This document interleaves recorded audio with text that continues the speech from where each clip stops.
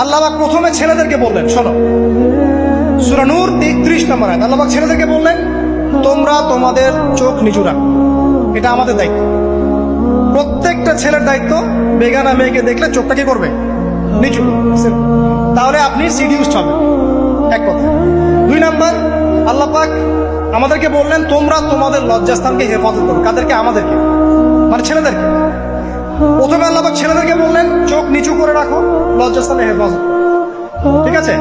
সূরা বানী ইসরাঈল আল্লাহ পাক বললেন, জিনার ধারের কাছেও যেও না, ধারের কাছেও যেও। আল্লাহ পাক আরো বললেন, যদি কেউ জিনা করে ফেলে, সূরা নূরে, তাহলে তাকে 100টা বেত্রাঘাত করতে হবে। কয়টা? 100টা, এবং 1 বছরের জন্য তাকে বহিষ্কার করতে হবে। আল্লাহ পাক শাস্তিও দিলেন, শুধু তাত্ত্বিক বিধান দেন নাই, শাস্তিও দিয়েছেন। কারণ শুধু তাত্ত্বিক বিধান দিয়ে হবে? আমি যদি ওয়াজ করে বেড়াই, ভাই মদ খায় না, মদ খায় না, কোনো শাস্তি না অ্যাপ্লাই করি, তাহলে কি মদ ছাড়বে মানুষ? আমরা যদি বলি হত্যা করা মহাপাপ, মহাপাপ, দুর্নীতি করা মহাপাপ, মানুষ দুর্নীতি ছাড়বে? ছাড়বে না, যতক্ষণ না শাস্তি নিশ্চিত করা যাচ্ছে। আল্লাহ পাক তাত্ত্বিক কথা শুধু বললেন না, শাস্তিও নিশ্চিত করলেন। তারপর আল্লাহ পাক আরো বললেন, যদি বিবাহিত কোনো ব্যক্তি ব্যভিচার করে, তাহলে তাকে রজম করতে হবে, মাটিতে পুঁতে তাকে পাথর নিক্ষেপ করে হত্যা করে। ঠিক আছে? শাস্তি।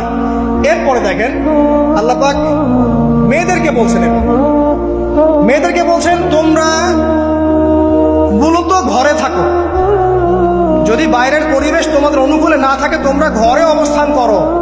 ওয়াকরনা ফি বুয়ুতিকুন্না ওয়ালা তাবাররুজনা তাবাররুজাল জাহিলিয়াতিল উলা। তোমরা মূলত ঘরে থাকো। জাহিলি যুগে মেয়েরা যেভাবে নিজেদেরকে প্রদর্শন করে বেড়াতো, এই কাজটা তোমরা করো না।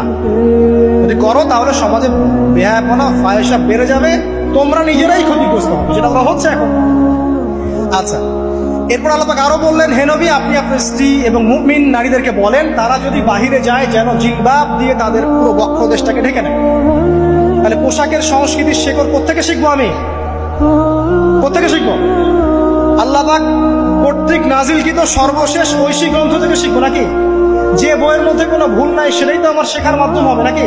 নাকি যে দর্শনে 1000টা ভুল সেটা শিখবো আমি? আল্লাহ পাক এখানে বলছেন, মুমিন নারীদেরকে বলো, বাইরে গেলে পরে তারা যেন জিলবাব দিয়ে, কাপড় দিয়ে সুন্দর করে বক্ষদেশ সেগুলো ঢেকে রাখে। বোরখার কথা এখানে নাই শব্দে।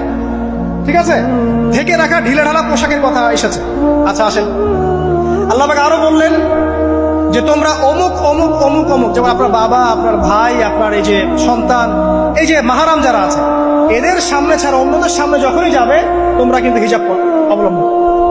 আল্লাহ পাক হিজাবের বিধান দিলেন, চক্ষু নিচু করতে বললেন, লজ্জাস্থানের হেফাজত করতে বললেন, এবং যদি এর পরেও কেউ ভুল করে ফেলে, তাহলে আল্লাহ পাক শাস্তির কথা বললেন। আল্লাহ পাকের সিস্টেমটা সুন্দর হলো না?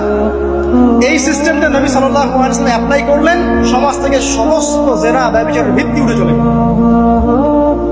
সুবহানাল্লাহ বলবেন না?